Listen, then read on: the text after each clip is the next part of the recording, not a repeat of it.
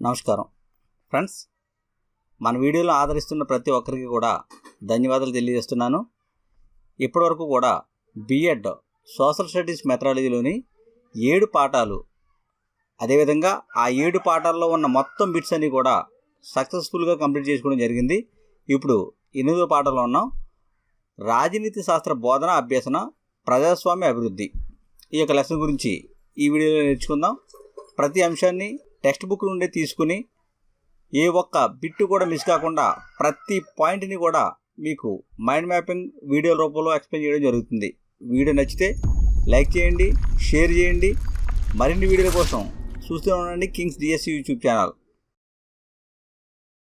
తరువాత భారత రాజ్యాంగం లక్షణాలు. భారత రాజ్యాంగం పరిమాణంలో అత్యంత పెద్దగా ఉన్న లిఖిత రాజ్యాంగం. పరిమాణంలోనే ప్రపంచంలో పెద్ద లిఖిత రాజ్యాంగం ఏది అంటే భారత రాజ్యాంగం. ఇది ఏకకేంద్ర సమాఖ్య లక్షణాలను, దృఢ అదృఢ లక్షణాలను కలిగి ఉంది. భారత రాజ్యాంగం ఏకకేంద్ర సమాఖ్య లక్షణాలను, దృఢ అదృఢ లక్షణాలను కలిగి ఉంది. ముఖ్యమైన లక్షణాలు ఏంటి అని మనం చూస్తే, ఇక్కడ అతిపెద్ద లిఖిత వివరణాత్మక రాజ్యాంగం. భారత రాజ్యాంగం ముఖ్యమైన లక్షణాలలో మొదటిది అతిపెద్ద లిఖిత వివరణాత్మక రాజ్యాంగం. రాజ్యాంగాన్ని రచించడానికి 2 సంవత్సరాల 11 నెలల 18 రోజులు పట్టింది.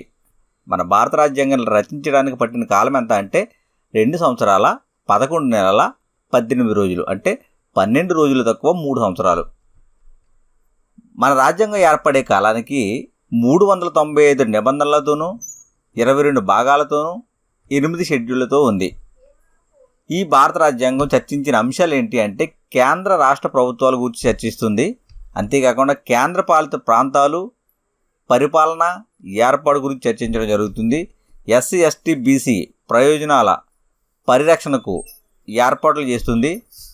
తర్వాత ఎన్నికల సంఘము, యూపీఎస్సీ, రాష్ట్ర సర్వీస్ కమిషన్ ఈ సంస్థలను గూర్చి చర్చించింది. రాజ్యాంగబద్ధ సంస్థల గురించి కూడా చర్చించడం జరిగింది. అంతేకాకుండా ప్రాథమిక హక్కులు, ప్రాథమిక విధులు, నిర్దేశక నియమాల గురించి రాజ్యాంగం తెలియజేసింది. కేంద్ర రాష్ట్ర సంబంధాల గురించి తెలియజేసింది. భాషలు తదితర అంశాలు ఇవన్నీ ఉండడం వల్ల మన భారత రాజ్యాంగాన్ని అతిపెద్ద లిఖిత వివరణాత్మక రాజ్యాంగం అంటున్నాం. తర్వాత ఎస్ఎస్ఎల్పిజి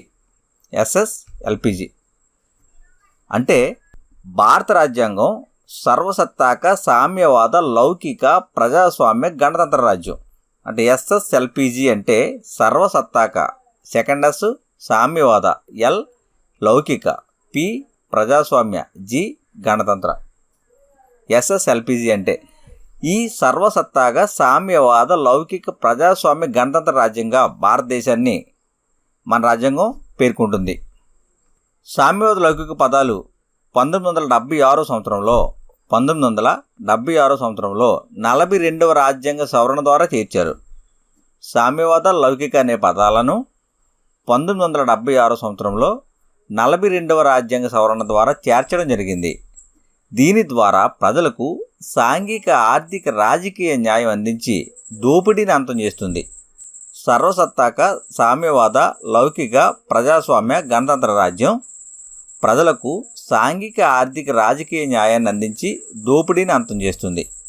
తర్వాత విశిష్ట ఆశయాలు, లక్ష్యాల గురించి కూడా తెలియజేస్తుంది. అంతేకాకుండా దృఢ అదృఢ లక్షణాల మేళ కలిగిక మన రాజ్యాంగం. అంటే భారత రాజ్యాంగంలో దృఢ లక్షణాలు ఉన్నాయి, అదృఢమైన లక్షణాలు కూడా ఉన్నాయి. ఈ రాజ్యాంగ సవరణ పద్ధతులు బట్టి 3 సవరణ పద్ధతులను పేర్కోవడం జరిగింది.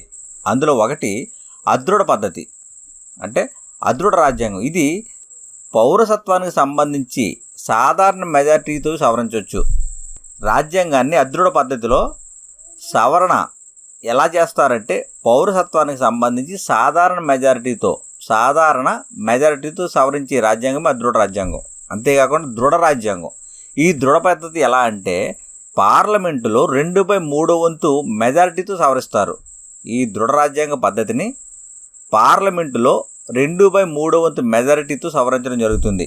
అంతేకాకుండా చాలా క్లిష్టమైన దృఢ పద్ధతి, మూడోది చాలా క్లిష్టమైన దృఢ పద్ధతి అంటే ప్రత్యేక మెజారిటీ పద్ధతి అని పిలుస్తారు. చాలా క్లిష్టమైన దృఢ పద్ధతిని ప్రత్యేక మెజారిటీ పద్ధతి అని పిలుస్తారు. ఈ పద్ధతిలో పార్లమెంటు 2 సభల్లో కూడా 2/3 మెజారిటీ రావాలి. దానితో పాటు రాష్ట్ర శాసనసభలకు సంబంధించి 50% రాష్ట్ర శాసనసభలు ఆమోదించాలి. 50% రాష్ట్ర శాసనసభలు కూడా ఆమోదించాలి. ఇది చాలా క్లిష్టమైన దృఢ పద్ధతి. ఈ 3 పద్ధతుల ద్వారా రాజ్యాంగాన్ని సవరించడం జరుగుతుంది. తర్వాత ఏకకేంద్ర సమాఖ్య లక్షణాలు. ఏకకేంద్ర సమాఖ్య లక్షణాలు. రాజ్యాంగం దేశాన్ని రాష్ట్రాల సమ్మేళనంగా వర్ణిస్తుంది. భారత రాజ్యాంగం దేశాన్ని రాష్ట్రాల సమ్మేళనం అని వర్ణిస్తుంది. దేశాన్ని ఏకకేంద్ర స్ఫూర్తితో సమాఖ్య వ్యవస్థగా ఏర్పరిచింది. మన భారతదేశాన్ని ఏకకేంద్ర స్ఫూర్తితో సమాఖ్య వ్యవస్థగా ఏర్పరచడం జరిగింది. ఏకకేంద్ర విధానం అత్యవసర పరిస్థితులు పేర్కొంటుంది. ఏకకేంద్ర విధానాన్ని ఎప్పుడు పేర్కొంటుంది అంటే అత్యవసర పరిస్థితులలో పేర్కొంటుంది. ఉదాహరణ ఏకపౌరసత్వము, ఏకీకృత న్యాయ వ్యవస్థ, ఒకే ఎన్నికల సంఘము, రాష్ట్ర పాలనలో అఖిల భారత సర్వీస్ ఉద్యోగుల పాత్ర, కేంద్ర ప్రభుత్వానికి గవర్నర్లు ఏజెంట్గా ఉండడం. కేంద్ర ప్రభుత్వానికి గవర్నర్లు ఏజెంట్లుగా ఉండడం. ఇలా ఏకకేంద్ర విధానం విషయంలో అత్యవసర పరిస్థితుల్లో ఏకకేంద్రంగా వ్యవహరిస్తుంది. అదేవిధంగా సమాఖ్య విధానం సాధారణ పరిస్థితుల్లో సమాఖ్య విధానాన్ని అవలంబిస్తుంది. లిఖిత దృఢ సర్వోన్నత రాజ్యాంగంగా ఉదాహరణకు పేర్కోవచ్చు. లిఖిత రాజ్యాంగము, దృఢ రాజ్యాంగము, సర్వోన్నత రాజ్యాంగంగా భారత రాజ్యాంగాన్ని సమాఖ్య విధానంలో పేర్కోవడం జరిగింది. తర్వాత అంబేద్కర్ ఏం పేర్కొన్నారు అంటే రాజ్యాంగం సమాఖ్య నిర్మాణంతో బలమైన కేంద్ర వ్యవస్థ వైపు మొగ్గు చూపుతుంది. రాజ్యాంగం అనేది సమాఖ్య నిర్మాణంతో బలమైన కేంద్ర వ్యవస్థ వైపు మొగ్గు చూపుతుంది అని చెప్పి అంబేద్కర్ పేర్కొన్నాడు. అంతేకాకుండా కేసీ వేర్ ఈయనేం పేర్కొన్నారు అంటే భారతదేశాన్ని అర్ధ సమాఖ్య అని వ్యాఖ్యానించారు. కేసీ వేర్ భారతదేశాన్ని అర్ధ సమాఖ్య అని వ్యాఖ్యానించడం జరిగింది. తర్వాత పార్లమెంటు తరహా ప్రభుత్వం. ఐర్లాండ్ తరహాలో ఎన్నికయ్యే అధ్యక్ష వ్యవస్థ నుంచి ఈ ప్రభుత్వాన్ని సూచించారు. పార్లమెంటు తరహా ప్రభుత్వంలో అధ్యక్ష తరహా విధానాన్ని ఐర్లాండ్ నుంచి తీసుకోవడం జరిగింది. మిగిలిన పార్లమెంటు అంశాలన్నీ కూడా బ్రిటిష్ రాజకీయ వ్యవస్థ నుండి స్వీకరించారు.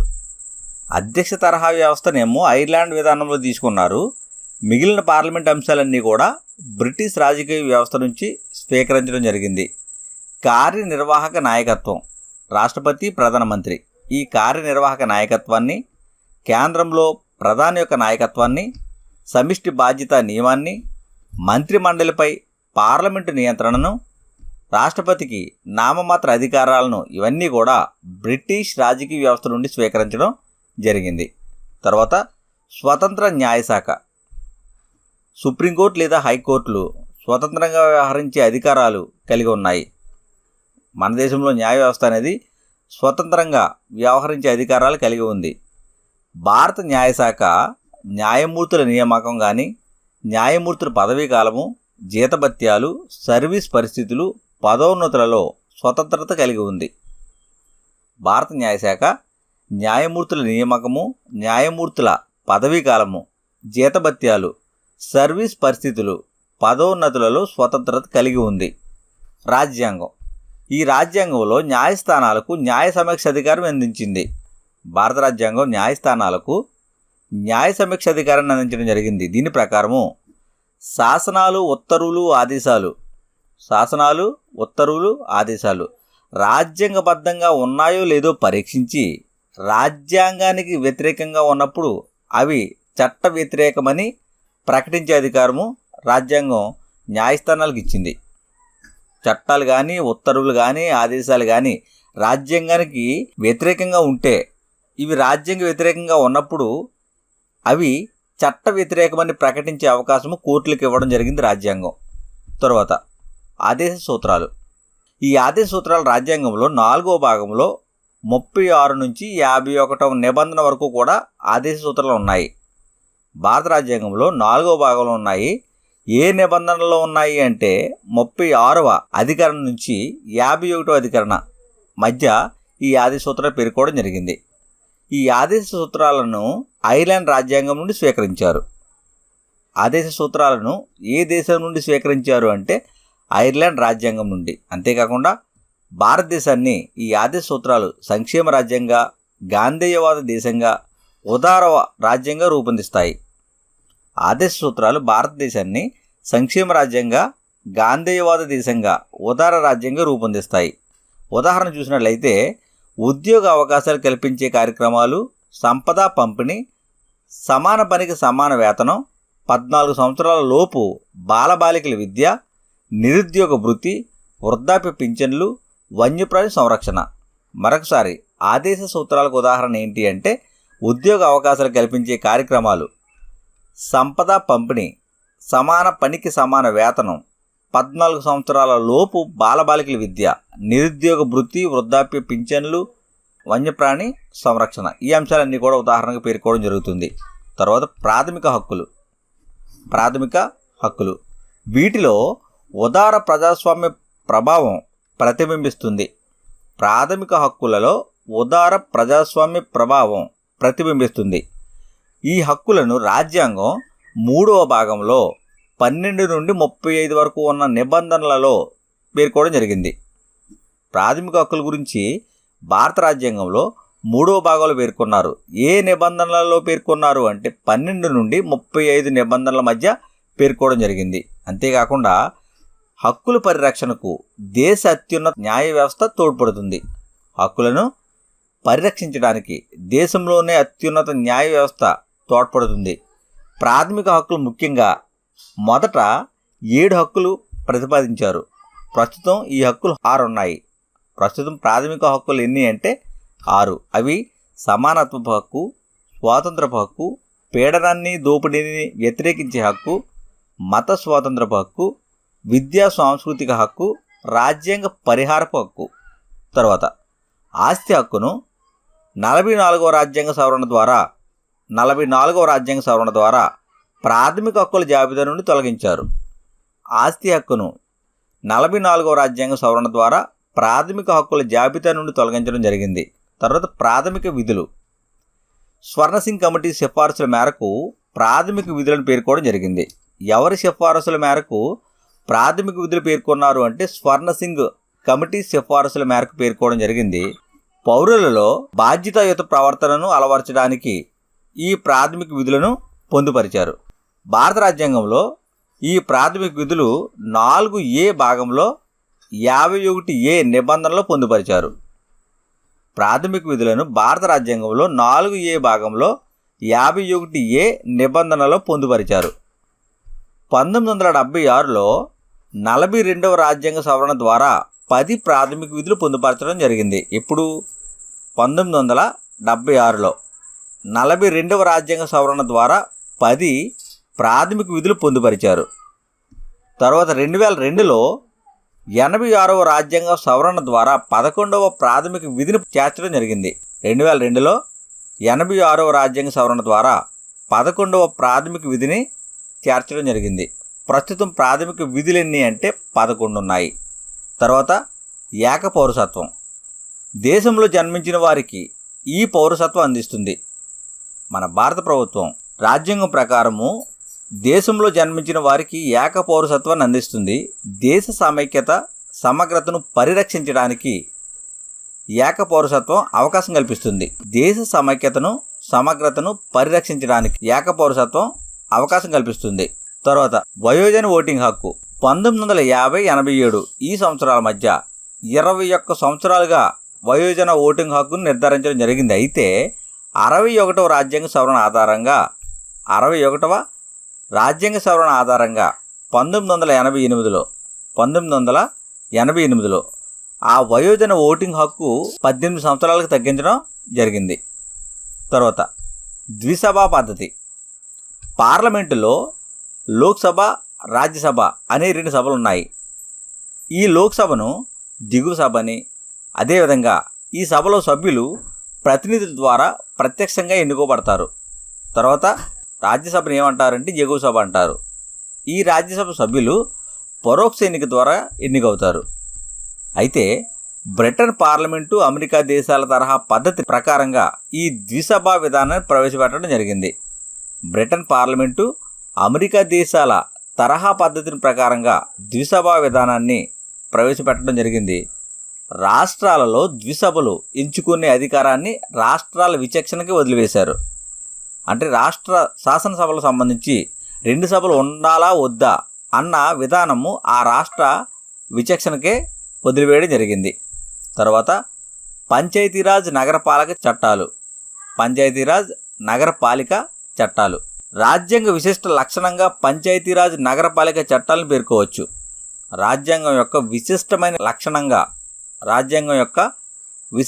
లక్షణంగా పంచాయతీరాజ్ను నగరపాలిక చట్టాలను పేర్కోవడం జరుగుతుంది. భారత నగరపాలిక చట్టం 1192లో రూపొందింది. భారత నగరపాలిక చట్టం ఎప్పుడు రూపొందింది అంటే 1192లో రూపొందింది. తర్వాత ఎస్సీ ఎస్టీ అభ్యున్నతికి నిబంధనలు. ఎస్సీ ఎస్టీ అభ్యున్నతికి నిబంధనలు ఏంటి అంటే స్వతంత్ర హోదా గల కమిషన్లు ఏర్పాటు చేయాలని సూచించారు. ఎస్సీ ఎస్టీ వారికి స్వతంత్ర హోదా కలిగిన కమిషన్లు ఏర్పాటు చేయాలని సూచించడం జరిగింది. కేంద్ర రాష్ట్ర ప్రభుత్వాలు వ్యవహరించడానికి అవకాశం కల్పించారు. ఎస్సీ ఎస్టీ అభ్యున్నతికి కేంద్ర రాష్ట్ర ప్రభుత్వాలు వ్యవహరించడానికి అవకాశం కల్పించడం జరిగింది. ఫ్రెండ్స్, నెక్స్ట్ వీడియోలో మిగిలిన పాయింట్స్ అన్నీ కూడా నేర్చుకుందాం. ప్రతి పాయింట్ని కూడా టెక్స్ట్ బుక్ నుండి తీసుకుని ఏ ఒక్క బిట్టు కూడా మిస్ కాకుండా మీకు వీడియోలు రూపొందించి మైండ్ మ్యాపింగ్స్ రూపంలో మీకు అందిస్తున్నాం. వీడియోలు నచ్చితే లైక్ చేయండి, షేర్ చేయండి. ఫస్ట్ టైం చూస్తున్నట్లయితే సబ్స్క్రైబ్ చేసుకోండి. Thank you.